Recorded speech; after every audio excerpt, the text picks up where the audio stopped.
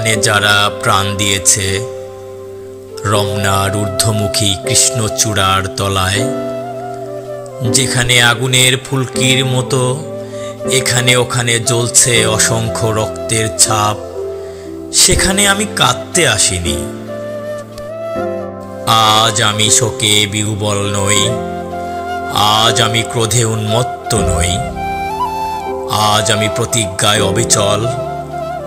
যে শিশু আর কোনোদিন তার পিতার কোলে ঝাঁপিয়ে পড়ার সুযোগ পাবে না, যে গৃহবধূ আর কোনোদিন তার স্বামীর প্রতীক্ষায় আঁচলে প্রদীপ ঢেকে দুয়ারে আর দাঁড়িয়ে থাকবে না, যে জননী খোকা এসেছে বলে উদ্দাম আনন্দে সন্তানকে আর বুকে জড়িয়ে ধরতে পারবে না, যে তরুণ মাটির কোলে লুটিয়ে পড়ার আগে বারবার একটি প্রিয়তমার ছবি চোখে আনতে চেষ্টা করেছিল, সে অসংখ্য ভাই বোনদের নামে আমার হাজার বছরের ঐতিহ্যে লালিত যে ভাষায় আমি মাকে সম্বোধনে অভ্যস্ত, সেই ভাষা ও স্বদেশের নামে এখানে এই বিশ্ববিদ্যালয়ের উন্মুক্ত প্রাঙ্গণে আমি তাদের ফাঁসির দাবি নিয়ে এসেছি।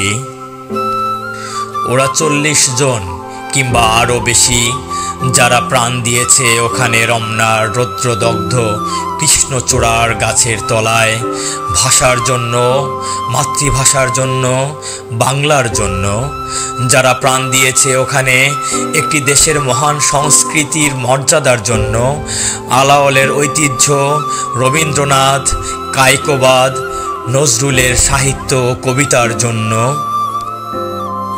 যারা প্রাণ দিয়েছে ওখানে পলাশপুরের মকবুল আহমদের পুঁথির জন্য, রমেশ শীলের গাথার জন্য, জসিমউদ্দিনের সজন বাদিয়ার ঘাটের জন্য, যারা প্রাণ দিয়েছে ভাটিয়ালি, বাউল, কীর্তন, গজল, নজরুলের খাঁটি সোনার চেয়ে খাঁটি আমার দেশের মাটি, এ দুটি লাইনের জন্য, দেশের মাটির জন্য। রমনার মাঠের সেই মাটিতে কৃষ্ণচূড়ার অসংখ্য ঝরা পাপড়ির মতো 40টি তাজা প্রাণ আর অঙ্কুরিত বীজের খোসার মধ্যে আমি দেখতে পাচ্ছি তাদের অসংখ্য বুকের রক্ত, রামেশ্বর আব্দুস সালামের কচি বুকের রক্ত, বিশ্ববিদ্যালয়ের সবচেয়ে সেরা কোনো ছেলের বুকের রক্ত। আমি দেখতে পাচ্ছি তাদের প্রতিটি রক্তকণা রমনার সবুজ ঘাসের ওপর আগুনের মতো জ্বলছে, জ্বলছে আর জ্বলছে, এক একটি হীরের টুকরোর মতো বিশ্ববিদ্যালয়ের সেরা ছেলে 40টি রত্ন।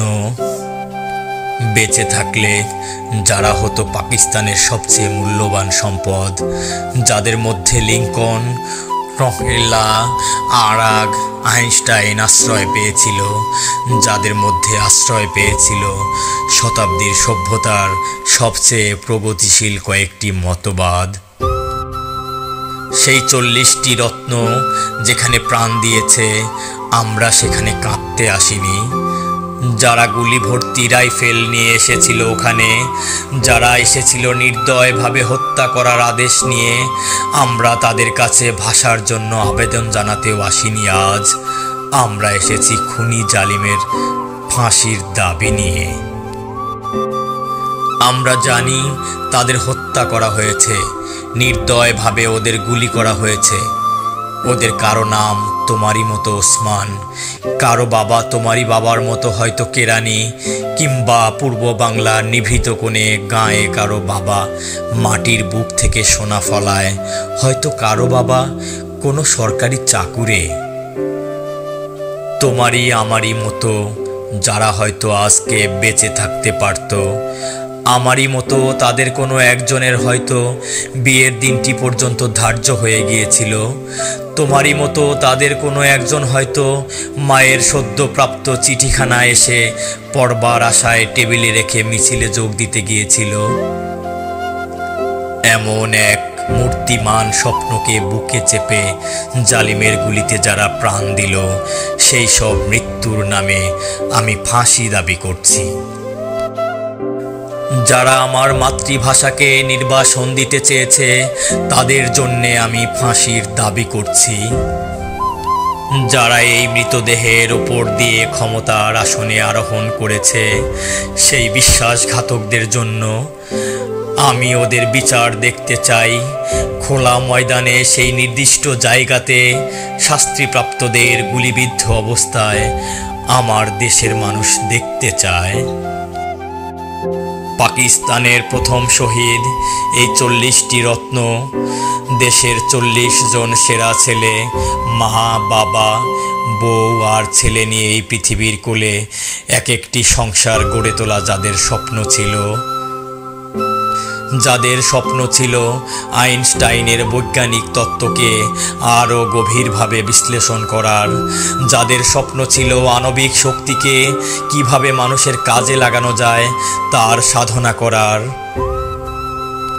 যাদের স্বপ্ন ছিল রবীন্দ্রনাথের বাঁশিওয়ালার চেয়েও সুন্দর একটি কবিতা রচনা করার। সেই সব শহীদ ভাইয়েরা আমার, যেখানে তোমরা প্রাণ দিয়েছ সেখানে 1000 বছর পরেও সেই মাটি থেকে তোমাদের রক্তাক্ত চিহ্ন মুছে দিতে পারবে না সভ্যতার কোনো পদক্ষেপ। যদিও অসংখ্য মিছিল অস্পষ্ট নিস্তব্ধতাকে ভঙ্গ করবে একদিন, তবুও বিশ্ববিদ্যালয়ের সেই ঘণ্টার ধ্বনি প্রতিদিন তোমাদের ঐতিহাসিক মৃত্যুক্ষণ ঘোষণা করবে।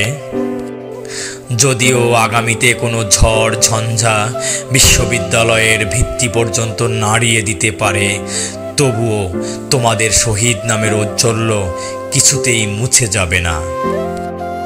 খুনি জালিমের নিপীড়নকারী কঠিন হাত কোনোদিনও চেপে দিতে পারবে না তোমাদের সেই লক্ষ্য দিনের আশাকে। যদিও আমরা লড়াই করে জিতে নেব ন্যায় নীতির দিন। হে আমার মৃত ভাইয়েরা, সেই দিন নিস্তব্ধতার মধ্য থেকে তোমাদের কণ্ঠস্বর স্বাধীনতার বলিষ্ঠ চিৎকারে ভেসে আসবে। সেই দিন আমার দেশের জনতা খুনি জালিমকে ফাঁসির কাষ্ঠে ঝুলাবে। তোমাদের আশা অগ্নিশিখার মতো জ্বলবে প্রতিশোধ এবং বিজয়ের আনন্দে।